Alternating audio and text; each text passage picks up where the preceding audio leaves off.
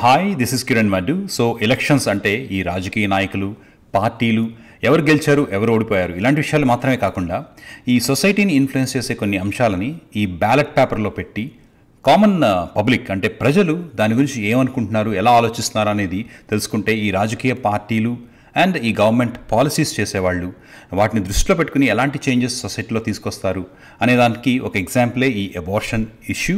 ఈసారి 2024 election ballot పేపర్లో ఈ అబార్షన్ ఇష్యూని అమెరికన్ ఎలక్షన్స్లో పెట్టారు. దీని గురించి 5 థింగ్స్ ఈ ఎపిసోడ్లో ఎక్స్ప్లెయిన్ చేస్తాను. పాయింట్ నెంబర్ 1, సో ఎంతో డెవలప్డ్ కంట్రీ అయినప్పటికీ ఈ అబార్షన్స్ అనే ఇష్యూ అమెరికాలో ఒక పొలిటికల్గా హాట్ టాపిక్ అవ్వడానికి కారణం ఏంటి అంటే హిస్టరీ. రోవీ వేడ్ గురించి మనం తెలుసుకోవాలి.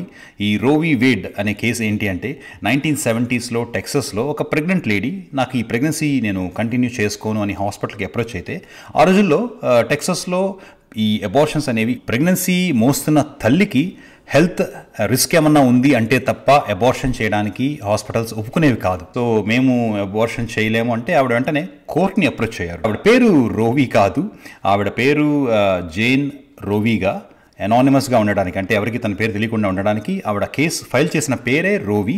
దాన్ని అగెనిస్ట్గా గవర్నమెంట్ తరపున వాదించిన లాయర్ పేరు వేడ్.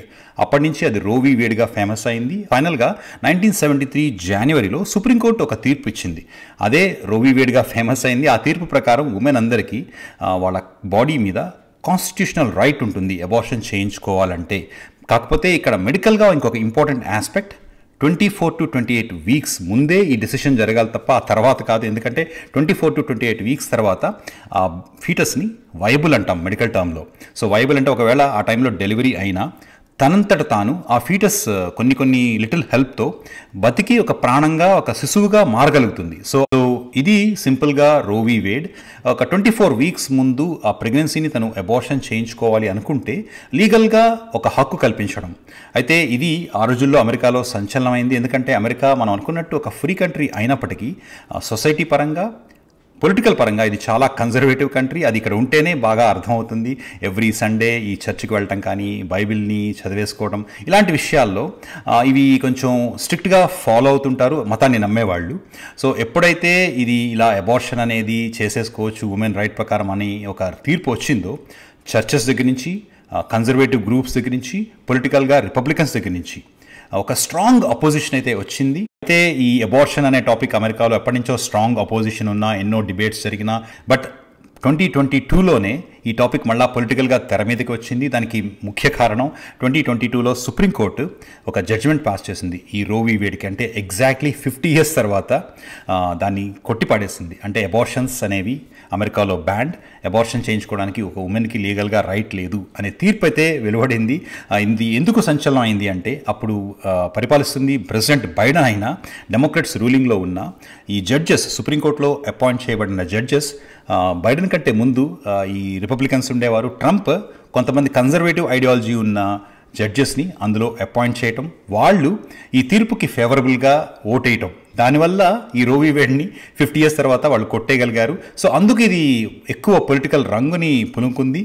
అందుకనే మన ఈ కంట్రీలో ఈ ఎలక్షన్స్ టైంలో ఈ అబార్షన్ అనేది ఒక పెద్ద ఇంట్రెస్టింగ్ టాపిక్గా మారింది. Next point number 2, pro life versus pro choice అనేది కూడా ఈ అబార్షన్ టాపిక్లో ఫ్రీక్వెంట్గా వింటూ ఉంటాము. వాళ్ళ ఆర్గ్యుమెంట్స్ ఏంటి? ప్రో లైఫ్ ఆర్గ్యుమెంట్స్ 1, ఎప్పుడైతే ఈ అబార్షన్ అనేది మనం కాన్స్టిట్యూషనల్ రైట్ అనేది ఒక సివిల్ రైట్, దాని వరకు okay. But what about human rights?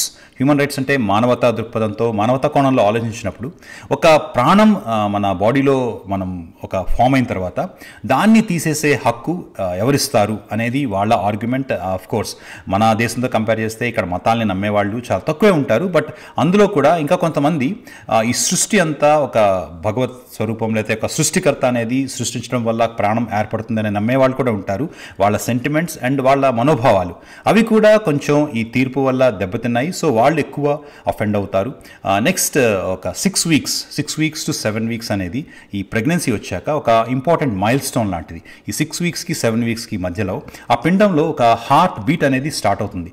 ఒక్కసారి హార్ట్ బీట్ స్టార్ట్ అయ్యాక అది ఒక సెపరేట్ ఇండివిజువల్, సో ఆ ఇండివిజువల్ అనేది ఇంకా మనకి దాని మీద రైట్ ఉండదు, అది ఆటోమేటిక్గా ఒక కంట్రీ, ఏ కంట్రీలో అయితే మనం ఉన్నామో ఆ కంట్రీ ప్రాపర్టీ అయిపోతుంది. సో ఆ కంట్రీ ఫెడరల్ డిసిషన్ బట్టి ఉండాలి తప్ప ఒక మనిషి తనంతట తాను డిసైడ్ చేసుకుని అబార్షన్ చేసేసుకోలేరు అనేది కొంత ఆర్గ్యుమెంట్. కొంచెం మోడరేట్గా ఆర్గ్యూ చేసేవాళ్ళు చెప్పేది ఇంకోటి ఏంటంటే 15 వీక్స్, ఎప్పుడైతే ఒక్కసారి ప్రెగ్నెన్సీ 15 వీక్స్ రీచ్ అవుతుందో ఆ పిండానికి కూడా కొన్ని కైండ్స్ ఆఫ్ పెయిన్ ఉంటుంది. సో ఆ పెయిన్ మనం ఎప్పుడైతే ఈ అబార్షన్ కాజ్ చేస్తామో దానికి పెయిన్ కాజ్ చేస్తున్నాం. సో మనకి ఆ రైట్స్ ఎవరిచ్చారు? సో ఇలాంటివి ఎక్కువ ప్రో లైఫ్ వాళ్ళ ఆర్గ్యుమెంట్. తర్వాత ఇక్కడ ఈ pro life versus pro choice టాపిక్లో ప్రో చాయిస్ వాళ్ళ ఆర్గ్యుమెంట్స్ ఏంటి? ఒకటి, మనిషికి ఒక 18-21 ఇయర్స్ వచ్చిన తర్వాత ప్రతి ఇండివిజువల్కి తన లైఫ్ మీద ఎక్కువ డిసిషన్ తనకే ఉండాలి అనేది ఈ ప్రోగ్రెసివ్ అండ్ లిబరల్ ఐడియాలజీలో ఒక టాపిక్. అండ్ దెన్ ఈ మెడికల్ పరంగా, సైన్స్ పరంగా వాళ్ళ ఆర్గ్యుమెంట్స్ ఆర్ నేను ఎక్స్ప్లెయిన్ చేయాలనుకున్నది, ఒకటి, కాంట్రసెప్టివ్స్ ఫెయిల్ అవ్వచ్చు. కాంట్రసెప్టివ్స్ అంటే కుటుంబ నియంత్రణ పాటించిన ఇద్దరు కపుల్ ఈ ప్రెగ్నెన్సీ అనేది రావచ్చు. అలాంటి టైంలో నెక్స్ట్ ఒక రేప్ వల్ల ఒక ఉమెన్ ప్రెగ్నెంట్ అవ్వచ్చు. ఇన్సెస్ట్ అంటే ఎవరన్నా ఫ్యామిలీ మెంబర్ వల్ల జరిగిన సెక్స్లో అది ప్రెగ్నెన్సీ రావచ్చు. వీటన్నిటిలోనూ ఈ అబార్షన్ లాకి ఒక ఎగ్జంప్షన్ అనేది ఉండాలి. దెన్ ఈ కంజెనిటల్ అనామలీస్ అంటే మనకి ఒక్కోసారి ప్రెగ్నెన్సీ స్కాన్ చేసేటప్పుడు లోపల పుట్టే బిడ్డకి పుట్టుకతో పాటు ఏదైనా కొన్ని సంబంధిత అంటే కంజెనిటల్ అనామలీస్ అంటారు, అవి ఏమన్నా ఉన్నప్పుడు ఆ డిసిషన్ అనేది పేరెంట్స్కే ఉండాలి. వాళ్ళు దాన్ని బట్టి అబార్షన్ చేయించుకోవాల్సినప్పుడు అక్కడ ఒక ఎగ్జంప్షన్ అనేది ఉండాలి. సో ఇలాంటివి ప్రో చాయిస్లో కొంచెం ఆర్గ్యుమెంట్స్. అండ్ మెడికల్గా ఇంకొక ఇంపార్టెంట్ థింగ్ ఇక్కడ, ఎప్పుడైతే ఇలాంటి అబార్షన్ బ్యాన్ అనేది ఒక లీగల్గా అప్రోచ్ అవుతామో ప్రాబ్లం ఏమవుతుందంటే రియల్ వరల్డ్లో థియరిటికల్గా అన్నీ బాగానే ఉంటాయి. సో ఈ రియల్ వరల్డ్లో ఏమవుతుందంటే ఒక్కసారి ఒక కపుల్ కానీ ఒక ఉమెన్ కానీ అబార్షన్కి చేయించుకోవాలని డిసిషన్ తీసుకున్నాక ఎప్పుడైతే ఈ హాస్పిటల్లో ఆ ఫెసిలిటీ ఉండదో, లీగల్గా ఒక లా ఎన్ఫోర్స్ అయి ఉంటుందో అబార్షన్స్ మీద బ్యాన్, వాళ్ళు ఒక క్వాక్ని అప్రోచ్ అవ్వడము లేకపోతే ఆల్టర్నేట్ పద్ధతుల్ని ఎంచుకోవటము చేయటం, దాని ద్వారా మదర్ హెల్త్కి రిస్క్ ఎక్కువ అవ్వటం, కొన్ని medical complications and health of the mother effect అవ్వటం. సో ఇలాంటివి కూడా మెడికల్గా కొన్ని issues which are against the pro life argument. Next point number 3, ఈ రిపబ్లికన్స్ అండ్ డెమోక్రాట్స్ పొలిటికల్గా ఈ అబార్షన్ విషయంలో ఇప్పుడు ఎక్కడున్నారు అంటే 2020లో ఈ రిపబ్లికన్ లీడర్స్ కొంతమంది చాలా స్ట్రాంగ్ అపోజిషన్ ఉండేవాళ్ళు. ఒక్కోసారి మతం ఎప్పుడైతే రాజకీయాల్లో ఇన్వాల్వ్ అవుతుందో ఈ మతాన్ని నమ్మే వాళ్ళని లేదా ఈ మతంలో ఎక్కువ ఇన్వాల్వ్ అయిపోయిన వాళ్ళని కొంచెం ఈజీగా ఇన్ఫ్లుయెన్స్ చేయడానికి వాళ్ళ ఓటు కోసం ఈ రాజకీయ నాయకులు వాళ్ళకి ఆ విషయం మీద కంప్లీట్గా అవగాహన ఉన్నా లేకపోయినా వాళ్ళని రెచ్చగొడుతూ చాలా మాటలు మాట్లాడుతూ ఉండేవారు. బట్ అది ఇప్పుడు కొంచెం బాగా మారింది 2020 తర్వాత.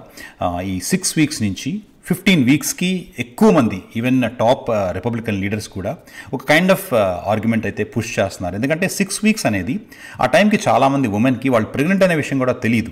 బట్ 15 వీక్స్కి ఇంకొక ఇంపార్టెంట్ విషయం ఇక్కడ మనం తెలుసుకోవాల్సింది ఏంటంటే అప్పుడు కూడా కొన్ని కంజెనిటల్ అనామలీస్ అంటే పుట్టుకతో వచ్చే వ్యాధులు తెలిసే అవకాశం ఉండకపోవచ్చు.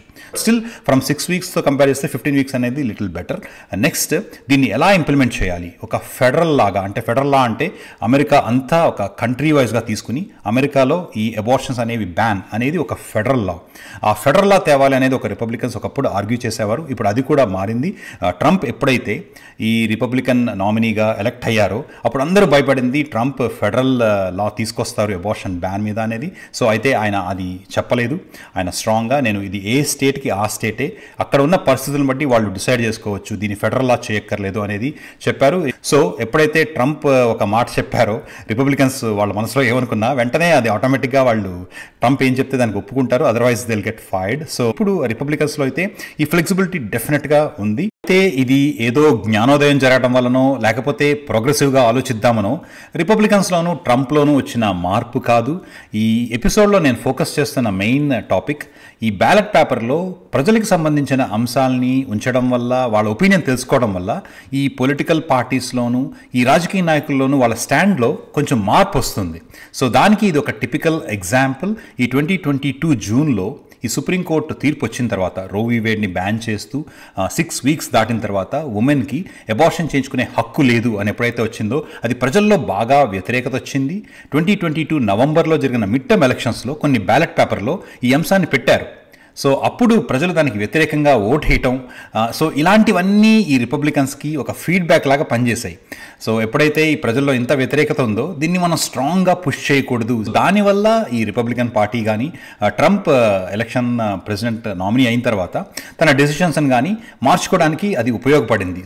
ఇక ఆన్ ద అదర్ సైడ్ ఈ డెమోక్రట్స్ పొలిటికల్గా అబార్షన్ బ్యాన్ విషయంలో ఎక్కడున్నారు, ప్రో చాయిస్ అబార్షన్ బ్యాన్కి ఎగనిస్ట్ అయినా వాళ్ళకి అది ఎలక్షన్స్లో కొంచెం డిసడ్వాంటేజ్ అయిందనే చెప్పాలి. 2024లో జరిగిన ప్రెసిడెన్షియల్ ఎలక్షన్స్లో ఈ అబార్షన్ బ్యాన్ అనేది చాలా మైనర్ టాపిక్ అయిపోయింది. సో అది వాళ్ళకి ఒక విధంగా డిసడ్వాంటేజ్ అయింది. Next point number 4, important point for the episode, ఈ 2024 ఎలక్షన్స్లో అమెరికా అబార్షన్ గురించి ఏమంది, ఒక 10 ర్యాండమ్ స్టేట్స్ని, కేవలం డెమోక్రట్స్ రిపబ్లికన్స్ అలా విడిపోయిన స్టేట్స్ కాకుండా ర్యాండమ్గా ఒక 10 స్టేట్స్లో ఈ బ్యాలెట్ పేపర్లో అబార్షన్ బ్యాన్ ఉండాలా లేదా అనేది ప్రజలు ఏమనుకుంటున్నారు అనేది పరిశీలిస్తే 7 స్టేట్స్లో ఈ అబార్షన్ బ్యాన్ అనేది ఉండకూడదని more than 50% of the people ఓటేశారు. ఒక 3 స్టేట్స్లో 2 స్టేట్స్ మాత్రం డెఫినెట్గా ఈ అబార్షన్ బ్యాన్ ఉండాలి అని అయితే వెర్డిక్ట్ ఫినిష్ అయింది. ఒక స్టేట్ ఫ్లోరిడాలో కోర్స్ అది కూడా అబార్షన్ బ్యాన్ ఉండాలి అనే ఓటు వేసినట్టే, కాకపోతే 60% ఓటు వస్తే కానీ ఫ్లోరిడాలో అది నిజంగా కంప్లీట్గా అది అఫీషియల్ అవ్వదు.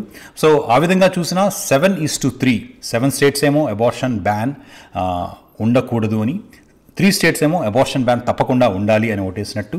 సో 2024 ఎలక్షన్స్లో రిపబ్లికన్స్ గెలిచినా డెమోక్రాట్స్ ఓడిపోయినా డెమోక్రాట్స్ ఐడియాలజీలో ఈ అబార్షన్ బ్యాన్ విషయంలో మాత్రం వాళ్ళకి అది కొంచెం పాజిటివ్ రెస్పాన్స్. బట్ ఇంకొక ఇంపార్టెంట్ థింగ్ ఈ ఎలక్షన్ ఈ బ్యాలెట్ పేపర్ రిజల్ట్స్లో డివైడెడ్ ఓట్, అంటే కొన్ని స్టేట్స్లో ట్రంప్ సూపర్ మెజారిటీతో గెలిచిన ఆ స్టేట్స్లో కూడా ఈ ప్రెసిడెంట్గా ట్రంప్ని ఎన్నుకున్న అబార్షన్ బ్యాన్ విషయంలో మాత్రం చాలామంది ఇది అబార్షన్ బ్యాన్ అనేది అమెరికాలో ఉండకూడదు అనే ఓటేశారు. So that is also a good sign. Last conclusion point number 5, ఈ పొలిటికల్ బ్యాలెట్ పేపర్స్లో ఈ ప్రజలకు సంబంధించిన అంశాలని పెట్టడం వల్ల ఈ పొలిటికల్ పార్టీస్, రాజకీయ నాయకులు వాళ్ళ స్టాండ్స్ మార్చుకోవడానికి ఎలా ఉపయోగపడుతుంది, అది సొసైటీలో ఎలా చేంజ్ తీసుకొస్తుంది అనేది ఒక ఇంపార్టెంట్ థింగ్. అండ్ రిపబ్లికన్స్ వాళ్ళ స్టాండ్ ఎలా చేంజ్ చేసుకున్నారు అనేది ఎక్స్ప్లెయిన్ చేశాను.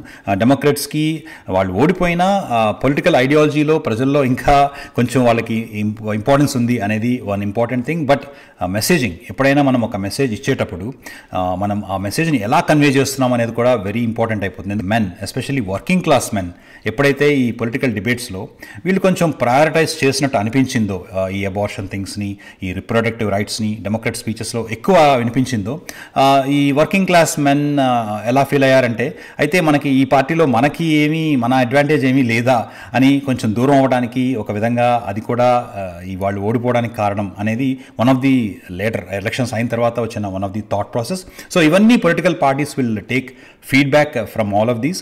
So that's all for today. Have a wonderful time. Thank you for watching. It's just another day in paradise.